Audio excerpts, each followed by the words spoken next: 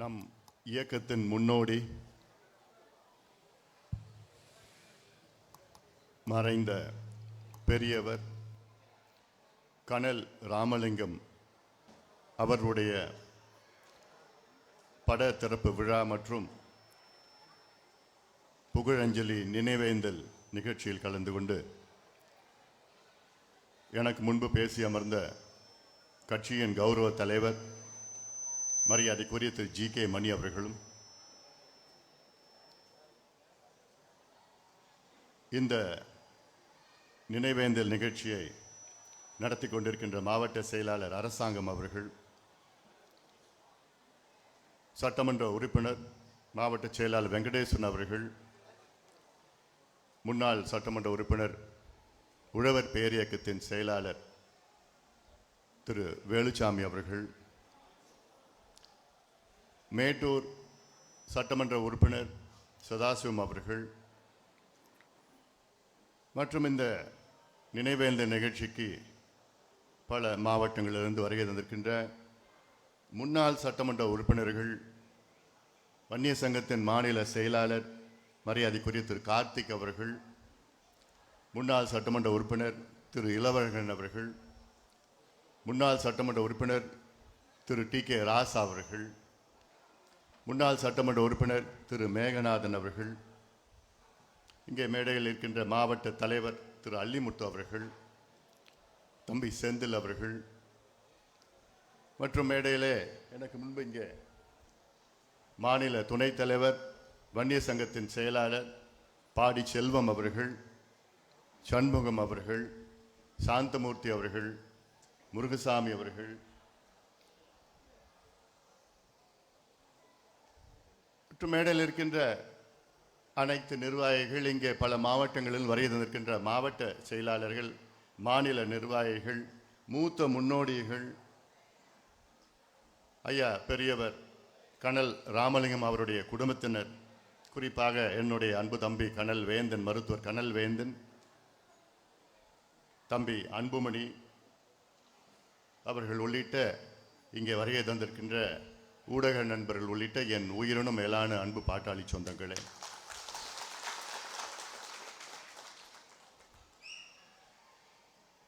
நம்முடைய மூத்த முன்னோடி கனல் ராமலிங்கம் அவர்களை பற்றி இங்கே எனக்கு முன்பு அத்துணை பேரும் மிக பெருமையாக பேசி அவருக்கு நாம் அஞ்சலி செலுத்தி கொண்டு வருகின்றோம். ஒரு இயக்கத்தின் முன்னோடி என்று சொன்னால், ஒரு இயக்கத்திற்கு ஒரு அடித்தளம் என்று சொன்னால், அதில் ஒரு முக்கியமான ஒரு மூத்த முன்னோடி கனல் ராமலிங்கம் அவர்கள். அந்த காலத்தில் மருத்துவர் ஐயா அவர்கள் வன்னிய சங்கம் தொடங்கிய காலத்தில் திண்டிவனத்திலிருந்து பேருந்தில் கிளம்பி, அப்பொழுது பிரிக்கப்படாத மாவட்டம் இது, தருமபுரி கிருஷ்ணகிரி இணைந்த மாவட்டம், காவேரிப்பட்டினம் போச்சம்பள்ளி பகுதியில் தான் இறங்குவார். அங்கே இவர்களெல்லாம் ஐயாவை அங்கே சென்று சந்தித்து, பிறகு ஒவ்வொரு கிராமமாக சென்று, அந்த காலத்தில் ராந்தல் விளக்கில் ஐயா அவர்கள் வரப்பில் நடந்து ஊர் ஊராக தெருத்துருவாக சென்று, எல்லாம் என் பின்னால் வாருங்கள், உங்களுக்கு நான் படிப்பும் வேலையும் வாங்கி தருகின்றேன், இடஒதுக்கீடு பெற்று தருகின்றேன், உங்களுக்கு விடுதலை பெற்று தருகின்றேன் என்று ஐயா அவர்கள் சொன்ன வார்த்தை கேட்டுதான் என் மேடையில் உள்ள அத்துணை பேரும் ஐயா சொன்ன ஒரே வார்த்தை, என் பின்னால் வாங்க, சமுதாயத்திற்கு நான் விடுதலை பெற்று தருகின்றேன் என்று. யாரும் இங்கே மேடையில் இருக்கிறவங்க யாரும் நான் எம்எல்ஏ ஆவேன், எம்பி ஆவேன், அமைச்சர் ஆவேன்னு யாரும் எதிர்பார்க்கல. ஐயா கூப்பிட்டாரு, எல்லாம் போனோம். நோக்கம் என்ன? இந்த சமுதாயம் முன்னேற வேண்டும் நோக்கம், ஒரே நோக்கம். 80லே வன்னியர் சங்கத்தை தொடங்கினார் ஐயா அவர்கள். அதுக்கு முன்பு வன்னியர் சங்கத்தை எத்தனையோ பேர் நடத்தினார்கள். வன்னியர் மகா சங்கம், காங்கிரஸ் கட்சி இந்தியாவிலே தொடங்குவதற்கு முன்பாக வன்னியர் மகா சங்கத்தை தொடங்கினார்கள் 1885. காங்கிரஸ் கட்சி 1887 தான் தொடங்கினாங்க. ஆனால் அதற்கு 2 ஆண்டுகளுக்கு முன்பு வன்னியர் மகா சங்கத்தை தொடங்கினார்கள் நம் முன்னோடிகள். இந்த மாநாட்டிலே நீங்கள் பார்த்திருப்பீர்கள், மிகப்பெரிய ஒரு மாநாடு, உலகம் போற்றுகின்ற ஒரு மாநாட்டை நாம் நடத்தினோம். உலகம் போற்றுகின்ற மாநாடு என்றால் உலகத்தில் அமெரிக்காவிலிருந்து ஐரோப்பிய ஆஸ்திரேலியா போன்ற நாடுகளிலிருந்து இன்றைய வரை அலைபேசி தொலைபேசி எல்லாம் வந்து கொண்டிருக்கிறது. இப்படி ஒரு மாநாடு யாரும் நடத்தியது கிடையாது என்று. இவ்வளோ பெரிய மாநாடு. அந்த மாநாட்டிலே உங்களுக்காக நீங்கள் தெரிந்து கொள்ள வேண்டும், நம்முடைய கனல் ராமலிங்கம் அவர்களை போன்றவர்கள் எந்த அளவுக்கு அந்த காலத்தில் உழைத்தார்கள் என்று, அவர்களுக்கு முன்னோடிகள் எந்த காலத்தில் எப்படி உழைத்தார்கள் என்று. எனக்கு அது வருத்தம் இருக்கிறது. ஐயா கனல் ராமலிங்கம் அவர்கள் மொரப்பூர் தொகுதியிலே 96 போட்டியிட்டார். மிகப்பெரிய அளவில் வாக்குகள் பெற்றார். அதில் வெற்றி பெற முடியவில்லை. அவரும் ஒரு எம்எல்ஏ இல்லை எம்பியா இருந்தால் எனக்கு ஒரு சந்தோஷமாக ஒரு மகிழ்ச்சியாக இருந்திருக்கும். ஆனால் அந்த காலத்தில் யார் யார் உழைத்தார்களோ அவர்கள் இன்று பதவியில் இருக்க வேண்டும். அதுதான் இயற்கை நீதி, நேச்சுரல் ஜஸ்டிஸ். அதுதான் தொடர்ந்து ஐயாவுடன் இணைந்து இவ்வளவு காலமாக எத்தனை பேர் யார் யார் அந்த காலத்தில் உழைத்தார்களோ அவர்களுக்கு உழைத்தவர்கள் நிச்சயமாக அவர்கள் முன்னுக்கு வர வேண்டும், அவர்கள் அங்கீகாரம் கிடைக்க வேண்டும். அதான் நோக்கம். ஐயா அவர்கள் வன்னிய சங்கத்தை தொடங்கினார் என்பதில். வன்னிய சங்கம் 9 ஆண்டு காலம் வன்னிய சங்கத்தை நடத்தினார். 9 ஆண்டு காலத்தில் எத்தனையோ போராட்டங்களை நடத்தினார். ரயில் மறியல், சாலை மறியல், பட்டநாமம், தூக்கு கயிறு, என்ன எதுக்கு? எங்களுக்கு தனி ஒதுக்கீடு கொடுங்கன்னு கொடுக்கல. ஒருவேளை அப்போ கொடுத்துருந்தாங்கன்னா கட்சி தொடங்குவதற்கு நமக்கு அவசியமே கிடையாது. கட்சி எதுக்கு நம்ம தொடங்குறோம்? நீங்க வன்னிய சமுதாயத்துக்கு நீங்க இடஒதுக்கீடு கொடுத்தீங்கன்னா கட்சிக்கு அவசியமே கிடையாது. ஐயா கட்சி தொடங்கி இருக்க மாட்டார். கட்சி தொடங்குவதற்கு முன்பு பார்த்தீங்கன்னா முதல்ல வன்னிய சங்கம், அடுத்தது சாமூசா சமூக முன்னேற்ற சங்கம், 3வது தான் கட்சி தொடங்குறார். ஏன்? சரி உங்ககிட்ட கேட்டு பார்த்துட்டோம், போராடி பார்த்துட்டோம். ஆனா இவங்க அதை கொடுக்கல. பிறகு சரி நம்ம ஒரு கட்சி தொடங்கி நம்ம ஆட்சிக்கு வந்து நம்ம மக்களுக்கு கொடுக்கணும், எல்லா மக்களுக்கும் நியாயமா நம்ம கொடுப்போம். அந்த நோக்கத்துக்கு தான் 89 ஐயா கட்சி தொடங்கினார். இன்னைக்கு கூட எனக்கு முன்பு பேசினாங்க, நம்முடைய லட்சியம் என்ன? அன்புமணி முதலமைச்சர் ஆகணும். அது இல்லை. நம்ம லட்சியம் என்ன? இந்த சமுதாயத்துக்கு தனியா இடஒதுக்கீடு வரணும், சமுதாயம் முன்னேறணும், தமிழ்நாடு முன்னேறணும். தமிழ்நாட்டில் தனிப்பெரும் சமுதாயம் இந்த சமுதாயம் முன்னேறினா தமிழ்நாடு முன்னேறும். அதான் லட்சியம். தமிழ்நாடு முன்னேறணும்னா இந்த சமுதாயம் முன்னேறணும். அதான் லட்சியம். அது எப்படி நடக்கும்? ஆட்சி அதிகாரம் இருந்தால் தான் நடக்கும். இல்லை நம்ம சங்கமா வச்சிருந்து இருக்கலாம். வன்னிய சங்கமா இருந்ததுன்னா ஐயா எங்களுக்கு கொடுங்க ஐயா நாங்க போராட்டம் பண்ண முடியும், கடிதம் கொடுக்க முடியும், பெட்டிஷன் கொடுக்க முடியும், அவ்வளவுதான் கொடுக்க முடியும். கட்சி பிறகு தொடங்கிய பிறகுதான் சட்டமன்றத்தில் போய் பேச முடியுது, போய் கேட்க முடியுது. அதனால்தான் கட்சி தொடங்கி இதற்கு பிறகு நம்ம ஆட்சி அதிகாரம் நமக்கு வேணும். அதற்கு நாம் எல்லோரும் ஒற்றுமையாக இருக்க வேண்டும். இந்த மாநாட்டில் எவ்வளோ பேர் வந்தீங்க. அதாவது அது சொன்ன வங்கக்கடலா, இது நம்முடைய சிங்கக்கடலா?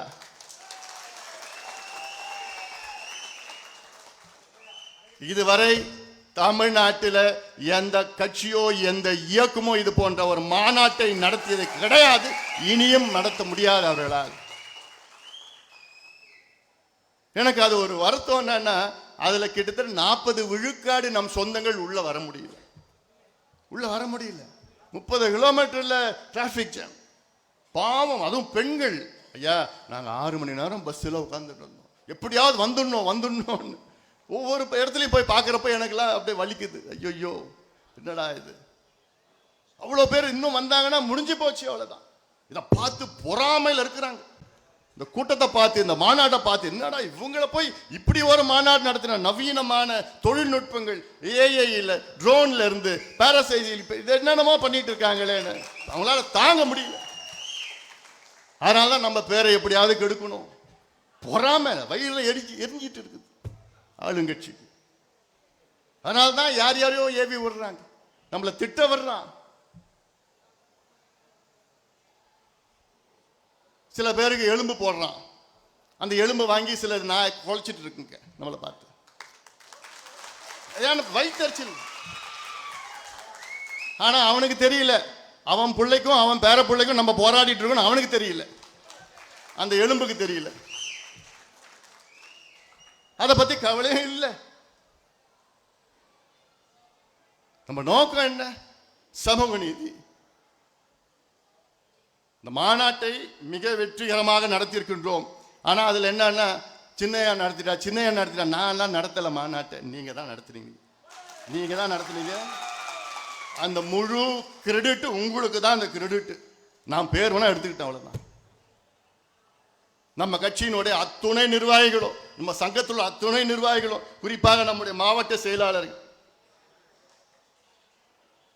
எத்தனையோ மீட்டிங், எத்தனையோ கூட்டம், நேரடியா ஜூம் மீட்டிங் எல்லாம் எப்படியாவது பண்ணிடுங்க, எப்படியாவது பண்ணி தட்டி கொடுத்துட்டு மானத்தை காப்பாத்துறா.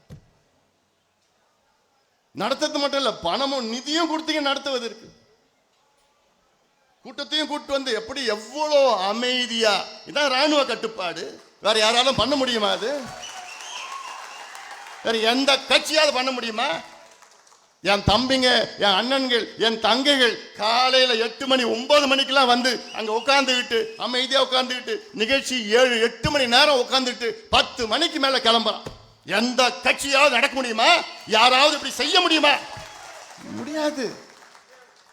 இதுல என்ன பியூட்டினா என்ன? இதுல அவனே செலவு பண்ணி, அவனே போட்டு, காசை போட்டு, பஸ்ஸை போட்டு, சாப்பாடு 3 வேளைக்கு அவனே எடுத்து வந்து, குடிக்கிற தண்ணி எடுத்துட்டு வந்து, காலையில 4 மணிக்கு அங்க இருந்து போறான், டிராபிக் ஜாம்ல போறான். எவ்வளோ பொறுமை! இது வேற எந்த கட்சியாவது 2 மணி நேரத்துக்கு மேல யாராவது உட்காருவாங்களா மற்ற கட்சி மாநாட்டுக்கு? ஏன்? கூட்டிய கூட்டம். அதெல்லாம் நம்ம கூட்டம் கூடிய கூட்டம், அவங்களாவே கூடிய கூட்டம். மற்றெல்லாம் 10 ரூபாய், 100 ரூபாய், 500 ரூபாய் குவார்டர் பிரியாணி சாப்பாடு இல்லைன்னா அவன் வரமாட்டான். 2 மணி நேரம் உட்காந்துட்டு பார்ப்பான், ஐயோ எனக்கு எல்லாம் கையில் நடுங்குது போனோம்.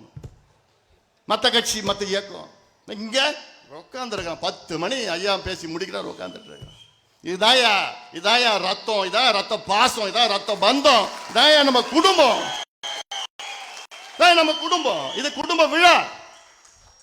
யார் அரிசி பார்த்தாங்க, யாரும் என்னென்னமோ என்ன இப்படி பண்றாங்க, அப்படி பண்றாங்க. அதை நான் சொல்லிட்டேன், இது எங்க குடும்ப விழா, இது எங்க பாரம்பரியம். இந்திர விழா, வசந்த விழா. எங்க அந்த மாமல்லபுரத்துல அந்த கடற்கரையில 1000 ஆண்டுகள் நம் சொந்தக்காரங்க முன்னோடிகள் எல்லாம் அங்க கூடி சாப்பாடெல்லாம் எடுத்து வந்து அந்த சித்ரா பௌர்ணமி எப்போ அங்க மகிழ்வோடு பேசிட்டு போவாங்க. அதான நம்ம பண்ணோம், இதுதான் நம்ம பண்ணோம். அது மட்டும் இல்ல, என் தம்பிங்களுக்கு இப்ப இருக்கிற 20 வயசு 30 வயசு முன்னெல்லாம் நமக்கு வரலாறு தெரியல. எங்க இருந்து வந்தோம், எதுல இருந்து வந்தோம், சொல்ற விதத்துல சொன்னாதான் அவனுக்கு புரியுது. சொல்ற விதத்துல சொன்னோம். இல்ல நாகப்ப படையாச்சுன்னா யாருக்காவது தெரியுமா? உங்களுக்கு முன்னாடி அஞ்சலி அம்மாலாம் யாருக்காவது தெரியுமா? நம்முடைய ஆணைமுத்து ஐயானா தெரியுமா? இல்ல. வரிசையா படத்தை போட்டு இவங்க தான் இதான் செஞ்சாங்க, இவங்க தான் இதான் செஞ்சாங்க முன்னோடிகள். எவ்வளவு வள்ளல்கள் சமுதாயத்தில் இருந்தாங்க. அவங்களுக்கு நம்ம ஏன் அதை போட்டு காமிச்சவங்களுக்கு நீங்க தெரியணும். உங்க பிள்ளை, உங்க பேர பசங்க வரலாறு தெரிஞ்சாதான் அந்த எந்த இடத்துல நீங்க எங்க இருந்து நீங்க வந்தீங்க, எங்க இருந்து நீங்க வந்தீங்க, அதை நீங்க எல்லாம் ஒவ்வொருத்தரும் பெருமையா நீங்க பார்க்கணும். வரலாறு தெரியலன்னா அப்புறம் அது வாழத்தை வேஸ்ட். அதுக்காக தான் இவ்வளவு செஞ்சது, அந்த வரலாறு எல்லாம் செய்தது. அதனால இதெல்லாம் இந்த மாநாட்டினுடைய வெற்றி இங்க இருக்கின்ற என்னுடைய சக தோழர்கள் தான் யாரு? நான் என்னமோ அது தலைவரோ நீங்க எல்லாம் அதெல்லாம் கிடையாது. என்னுடைய subordinate, not my subordinates, you are my colleagues. அப்படின்னா என்ன தெரியுமா? சபார்டினேட்ஸ்னா கீழ் அடிபணிந்த வேலை செய்யறவங்கலாம் கிடையாது. என் கூட சமமா நின்று பணியாற்றி நம்முடைய இலக்கை எட்டுகின்ற நபர்கள், கொலீக்ஸ். அதான் என்னுடைய மனசுல இருக்கு. அப்படி சொல்லிதான் செய்ய முடியும். இல்ல நான் பெரியவன், நீ பெரியவன், அதெல்லாம் தட்டி கொடுத்துதான் எல்லாம் பண்ணி. இன்னைக்கு வெற்றி யாரு? உங்களால் தான் வெற்றி வந்தது. ஒரு மாநாட்டை மிகப்பெரிய அளவில் வெற்றி பெற்ற நாம் ஏன் அடுத்த ஆட்சிக்கு வர முடியாதா? திட்டமிட்டு வர முடியாதா? என்ன கேட்பாங்க. மாநாடு வேற, ஆட்சி வேற. எல்லாம் எங்களுக்கு நாங்கள் பார்த்துட்டோம், எல்லாம் தெரியும் எங்களுக்கு எப்படி செய்யணும்னு. ஒரே ஆண்டுல தமிழ்நாட்டில் மாற்றம், முன்னேற்றம் சொல்லி ஊரா போய் மாற்றணும் இல்லை, மனசை மாற்றணும் இல்லை. இப்ப செய்ய முடியாதா? என்னையா நாங்க கேட்டோம்? இந்த பிள்ளைங்களுக்கு படிப்பு கொடு, வேலை கொடு, அதான் கேட்டோம். அது தப்பு. அதுக்காக தான் நாங்கள் கூடணும். எவ்வளோ இந்த மாநாட்டில் எவ்வளோ தடைகள், எவ்வளோ இடைஞ்சல்கள். தூக்கம் இல்லை, எனக்கு நிம்மதி இல்லை, தூக்கம் இல்லை. எவ்வளோ தடைகள் வந்தது, ஒவ்வொரு கட்டத்திலும் தடைகள் வந்தது. ஆனாலும் இந்த மாநாட்டை நடத்தி ஆகணும், வெற்றிகரமா நடத்தணும். எல்லாம் உள்ள உள்ள உள்ள உள்ள வச்சிருக்கு. கேஸ் போட்டாங்க, 4 கேஸ். கடைசியில் அந்த ஒரு கேஸ் என்னன்னா, 36 வருஷத்துக்கு முன்னாடி போராட்டம் பண்ணோமா, அப்போது மரம் வெட்டினாங்களாம், அதுக்காக மாநாடு இப்ப நடத்தக்கூடாதான். என்னையா சாலை மறியல் அப்போ வந்து மரத்தை வெட்டினாங்களாம், அதனால இப்ப மாநாடு நடத்தக்கூடாதான் கேஸ். இன்னொரு கேஸ் என்ன, 2013 12 ஆண்டுகளுக்கு முன்பு கலவரம் வந்துச்சான். எங்கயா கலவரம் வந்துச்சு? மகாபலிபுரத்தில் எங்க கலவரம் வந்துச்சு? மரக்காணத்தில் வந்தது. அந்த மரக்காணத்தில் கலவரம் வந்து யாரால வந்தது? பாதிப்பு யாரு? நம்ம தான் பாதிப்பு. நம்ம பிள்ளைங்க கிட்டத்தட்ட 6 பேர் கொலை செய்யப்பட்டாங்க. அவன் தான் கொலை செஞ்சான்னு நீதிமன்றத்தில் தீர்ப்பை கொடுத்துட்டாங்க. அப்புறம் யார் கலவரம் பண்ணா? எல்லாம் பாவம் ஒரு பக்கம், பழி ஒரு பக்கம். எவ்வளவு காலமா இதில் ஏத்துப்ப. அதனாலதான் நான் தொடர்ந்து உங்ககிட்ட சொன்னேன், டேய் தம்பிகளா அமைதியா வாங்கடா சொன்னா இல்லையா? தொலைக்காட்சியிலையும் ஜூம் மீட்டிங்லையும் ஒரு சின்ன பிரச்சனை வரக்கூடாதுடா. யாராவது ஒன்று தகராறு பண்ணா கூட அமைதியா இருந்துட்டு போடா. இப்ப நீ காட்டுறது வந்து நீ சத்திரியனா சாணிக்கேனா? மாநாடு முன்னாடி பண்ணணும், அமைதியா இருக்கு. விவேகம் தான் வேணும். வேகம் அப்புறம் பார்த்துக்கலாம், நேரம் வரும். வேகம் வரப்போ எப்போ நீங்க வேகமா இருக்கணும்னு அப்போ நான் சொல்றோம், அப்போ வரும், நேரம் வரும். நமக்கு வேலை நடக்கணும். எனக்கு என்னன்னா அடுத்தடுத்த ஆண்டுகள் நடத்தணும், மாநாடு நடத்தணும். ஒரு சின்ன பார் 36 வருஷத்துக்கு முன்னாடி சம்பவத்தை எடுத்துருச்சு, மாநாடு நடத்தணும் கேச போடுறான். ஆனா இதுல ஒரு சின்ன சம்பவம், ஒரு சின்ன அசம்பாவிதம் எதுவுமே இல்லை. அதான்டா என் தம்பி, அதான்டா என் அண்ணன், என் தங்கச்சிக்கு ஒன்று சொன்னா அப்படியே கட்டுப்பாடு, ராணுவ கட்டுப்பாடு உணர்வாடு, அவ்வளோ உணர்வோடு அவங்களே வந்து செலவு பண்ணி வந்ததெல்லாம். இதெல்லாம் எந்த கட்சி, எந்த இயக்கம் இந்தியாவில் நான் சேலஞ்சு பண்றேன், யாராலும் இந்தியாவில் பண்ண முடியாது. இவ்வளோ வந்து பொறுமையா வந்து எவ்வளோ காலமா காத்துட்டு, அதே நேரத்தில் உங்களுக்காக எல்லா ஏற்பாடுகளும் அங்கே ஒன்று திட்டமிட்டு ஒன்று செஞ்சு முடிச்சோம். இதெல்லாம் ஏன்னா நம்ம சொல்லணும், ஏன்னா அதுக்கப்புறம் மாநாடு முடிச்சு சொல்றதுக்கு எனக்கு வாய்ப்பு இல்லை. இன்னைக்கெல்லாம் நம்ம மாநாடை பத்தி பெருமையா நம்ம பேசிட்டு இருக்கணும். யாரும் நடத்தாத மாநாடு, அடுத்து இவ்வளோ நம்ம கூட்டம், இவ்வளோ நிகழ்ச்சிகள், இவ்வளோ வரலாறு யாரும் பண்ண முடியாது. இவ்வளோ செய்திகளை நம்ம சொல்லியிருக்கிறோம். ஆனா இந்த நேரத்தில் சில என்னுடைய தம்பிகள்லாம் இந்த பதிவு போடுறான், அந்த பதிவு போடுறான். இவன் நம்ம எதிரி நமக்குள்ள இல்லையா? நம்ம எதிரி ஆளுங்கட்சி திமுக நமக்கு இடஒதுக்கீடு கொடுக்கல, அவங்க தான் நம்ம எதிரி. இன்னைக்கு முதலமைச்சர் ஸ்டாலின் நினைச்சிருந்தாருன்னா இன்னைக்கு 2 ஆண்டுகளுக்கு முன்பு இந்த சமுதாயத்துக்கு தனியா இடஒதுக்கீடு கொடுத்திருக்க முடியும். ஏன் கொடுக்கல? இதுக்கு நீங்க கணக்கெடுப்பு நடத்த வேண்டாம். சாதி வாரிய கணக்கெடுப்போ சர்வே எதுவும் நடத்த வேண்டாம். உச்ச நீதிமன்றம் தீர்ப்பு கிட்டத்தட்ட எவ்வளவு நாள் தெரியுமா? உச்ச நீதிமன்றம் தீர்ப்பு வந்து 1150 நாள். மாநாடு அப்போ 1136 நாள். இன்னைக்கு 1150 நாள் ஆயிடுச்சு. இவ்வளவு காலமா உச்ச நீதிமன்றம் தீர்ப்பு என்ன கொடுத்தாங்க? தமிழ்நாட்டில் வன்னியர்களுக்கு உள்ஒதுக்கீடு கொடுக்க எந்த தடையும் கிடையாது. தரவுகளை சேகரித்து கொடுங்கள். ஏன் தரவுகள் சேகரிக்க முடியாதா? உங்களுக்கு தான் பிற்படுத்தப்பட்ட ஆணையம், பேக்வர்ட் கிளாஸ் கமிஷன் புதுசா அமைச்சிங்களே, கெசட் நோட்டிபிகேஷன் பண்ணீங்களே, 3 மாதத்திற்குள் தரவுகளை சேகரிக்கணும் சொன்னீங்களே, அதுக்கு கொடுத்திருக்கலாமே. ஏன் கொடுக்கல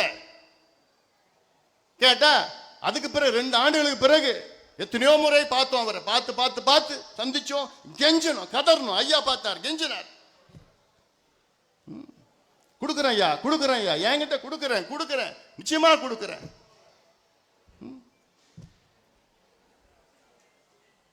மனசு வேணும் இல்ல? ஏன் நாங்க என்னையா பாவம் பண்ணோம்? சமுதாயம் என்னையா பாவம் பண்ணுச்சு? சட்டம் இருக்கு, தீர்ப்பு இருக்கு, தரவுகள் இருக்கு, சட்டம் எல்லாமே இருக்கு, மனசு இல்லை உங்களுக்கு கொடுக்கறதுக்கு. பிறகு ஒரு ஒரு சொல்லு, நாங்க ஜாதிவாரி கணக்கெடுப்பு நடத்திய பிறகுதான் நாங்க வன்னியர்களுக்கு கொடுக்க முடியும். ஏன் இதை 3 ஆண்டுகளுக்கு முன்பு சொல்ல வேண்டியதானே? நாங்க போய் பார்த்தோமே அப்பயே சொல்ல வேண்டியதானே? எங்க ஐயா பார்த்தாரு சொல்ல வேண்டியதானே? சட்டமன்றத்தில் கேட்டோமே சொல்ல வேண்டியதானே? இப்ப திடீர்னு 3 ஆண்டுகளுக்கு பிறகு நான் கணக்கெடுப்பு நடத்தினா தான் கொடுக்க முடியும். அந்த கணக்கெடுப்பு நடத்த எங்களுக்கு அதிகாரம் இல்லை. அது ஒரு பொய் ஒன்று. தெலுங்கானாவில் முடிச்சிட்டாங்க, ஆந்திராவில் பண்ணிட்டாங்க, கர்நாடகாவில் முடிச்சிட்டாங்க, ஒரிசாவில் பண்ணிட்டு இருக்காங்க, பீகாரில் முடிச்சிட்டாங்க. சரி, அதையாவது பண்ணுங்க. சர்வே தான் கேட்கிறோம், சென்சஸ் கேட்கல. சர்வே பண்ணது 2 மாதம் தான் ஆகும் தமிழ்நாட்டில். 2 மாதம். அது பண்ணி இப்ப கூட நினைச்சாருன்னா பண்ணி 2 மாதத்துல பண்ணி கொடுத்துட்டு போலாம். பண்ண மாட்டார் மனசு. அத பேசுங்கடா. உங்களுக்குள்ள பதிவுலாம் போடாதீங்க. எல்லாம் நம்ம ஒரே குடும்பம். இந்த மாநாடை பத்தி பெருமையா பண்ணுங்க. யார் நம்மளை ஏமாத்தினாலும் அதை பண்ணுங்க. போதும் நமக்குள்ள இதெல்லாம் எங்க போடுது அவங்க போடுது. அதோட இன்னையோட எல்லாத்தையும் நிறுத்துங்க.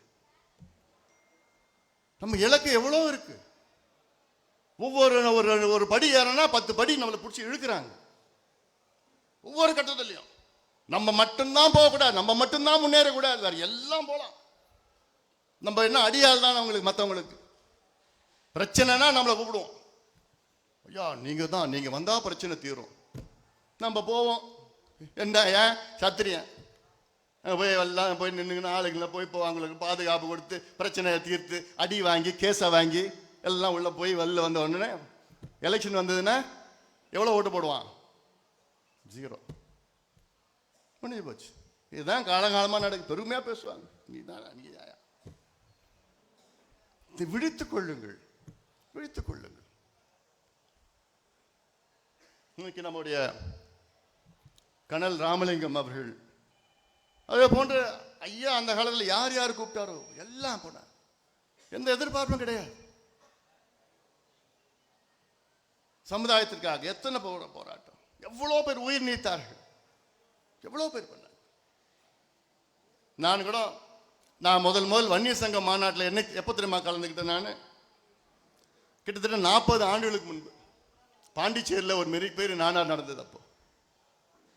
நான் அப்போ இதில் ஏற்காடில் படிச்சுட்டு இருக்கிறேன். அங்கேருந்து நேராக வந்து வன்னியர் சங்க மாநாட்டில் 40 ஆண்டுக்கு முன்னாடி கலந்துக்கிட்டு.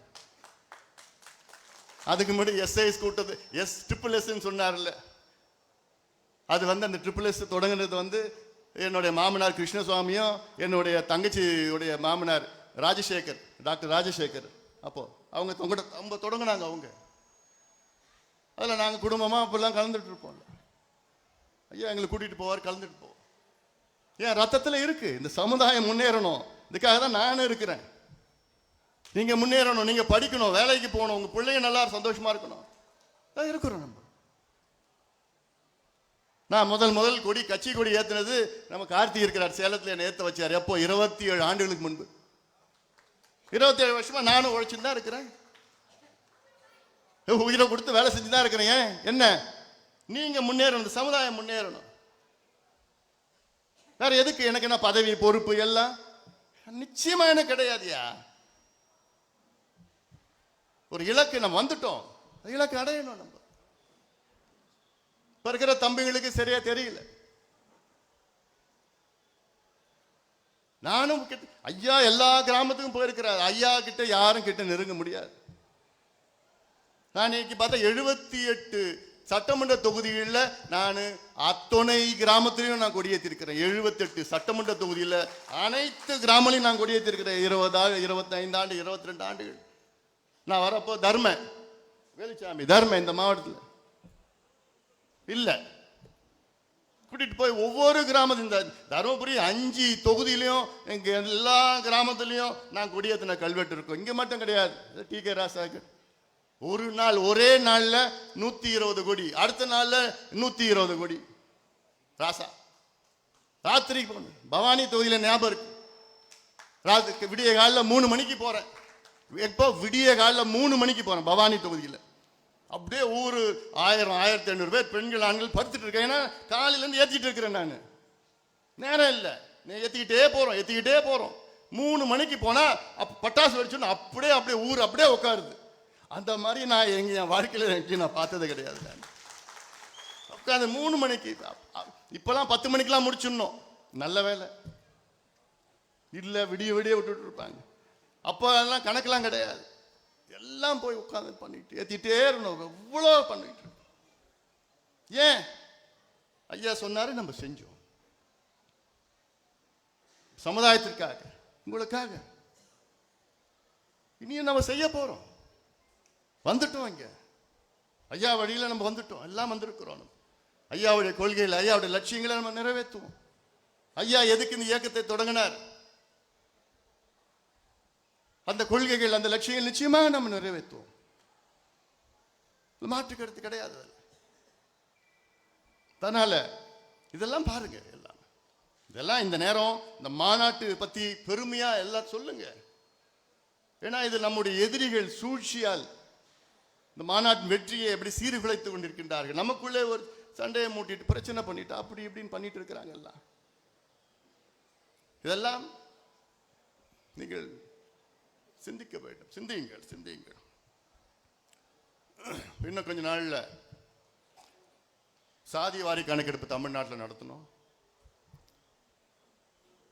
அதற்கு நம்ம போராட்டங்கள் எல்லாமே நம்மளுடைய இலக்கு நிறைய இருக்கு. நம்ம கொள்கைகள் இலக்கெல்லாம் இருக்கு. அதில் என்னென்னு நம்ம சொல்லுவோம். உங்ககிட்ட சொல்ல போறோம். அதே வேளையில் என் தம்பிகள், என் தங்கைகள், அண்ணன்மார்கள் எல்லாம் அடுத்தது நம்ம அடுத்த கட்டத்துக்கு நம்ம எப்படி 26 நம்ம எப்படி ஆட்சிக்கு வருவோம், நம்ம கூட்டணி எப்படி ஆட்சிக்கு வரும், இதையெல்லாம் நாம் சிந்தித்து நாம் செயல்படணும்.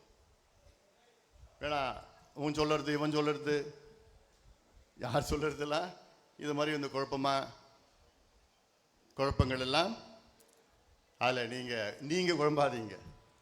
ஏன்னா நம்முடைய இயக்கம் ஒரே இயக்கம். நம்முடைய இலக்கு இருக்கிறது. இவ்வளோ காலமாக நம்ம கட்சி, கிட்டத்தட்ட நம்ம கட்சிக்கு 36 வயசு, 35, 36 வயசு. யாரோ ஆட்சிக்கு வந்திருக்கிறாங்க.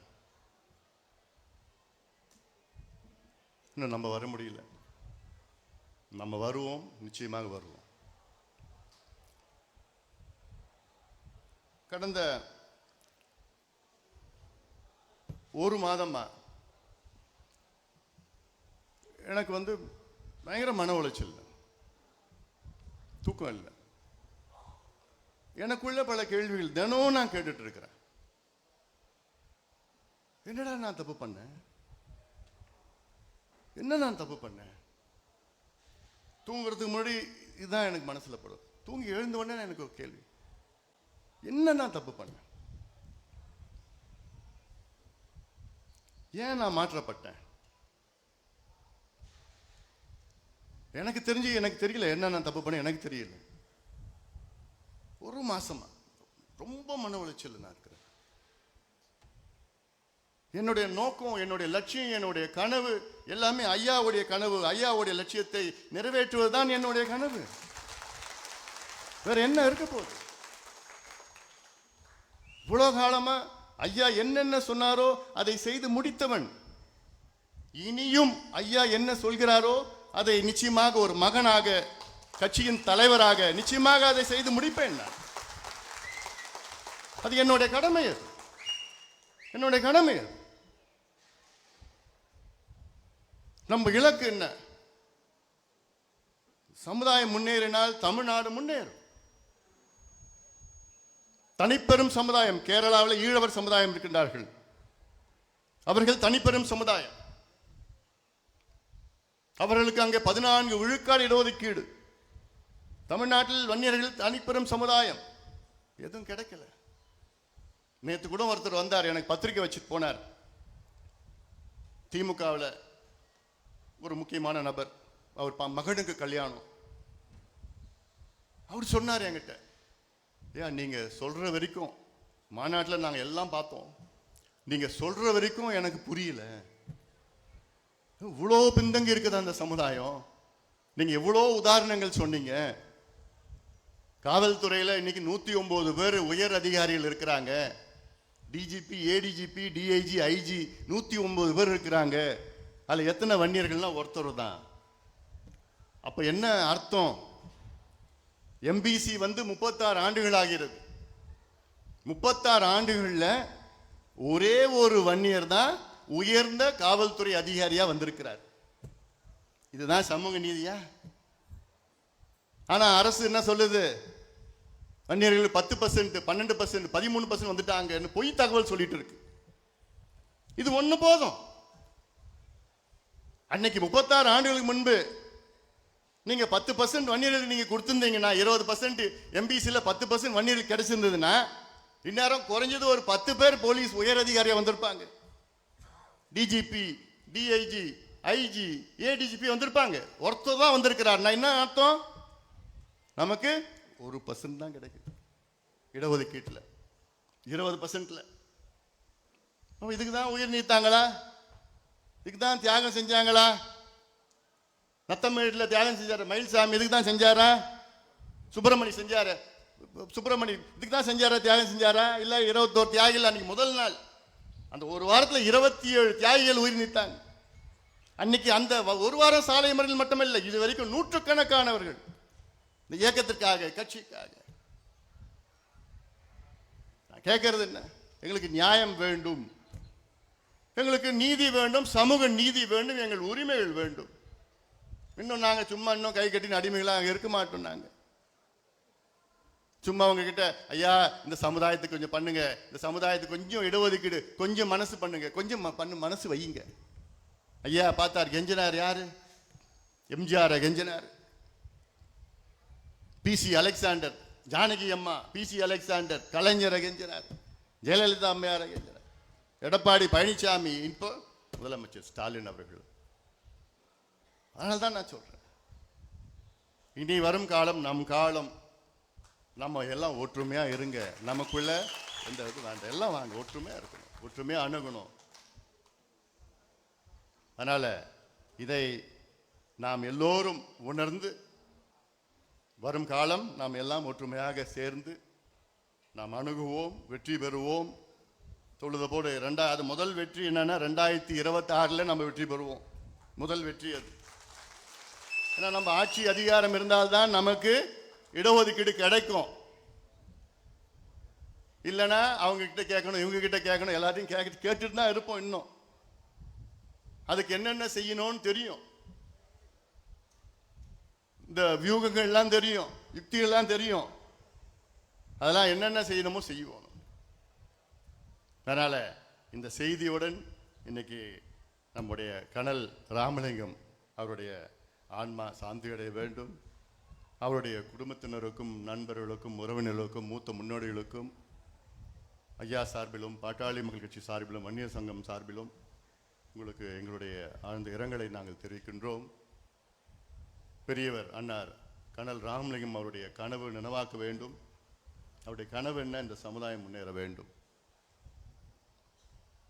அதை நாம் எல்லோரும் ஒன்றாக இணைந்து அவர் கனவை நாம் நினைவாக்குவோம் என்று சபதம் ஏற்று நாம் ஒவ்வொருவரும் சபதம் ஏற்போம் என்ற நேரத்திலே சொல்லிக்கொண்டு அமர்கின்றேன். நன்றி.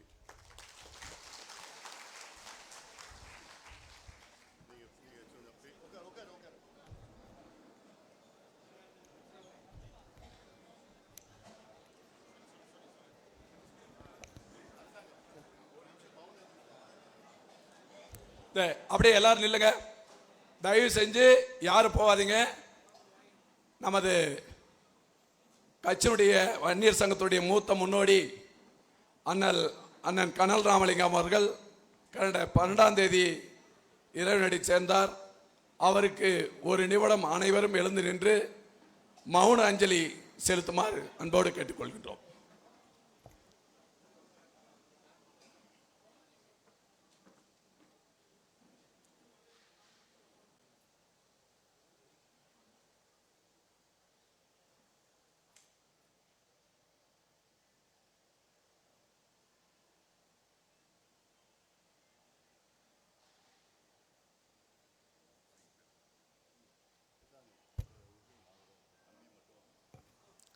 இறுதியாக டாக்டர் கனல் வேந்தன் அவர்கள் நன்றி கூறுகிறார்.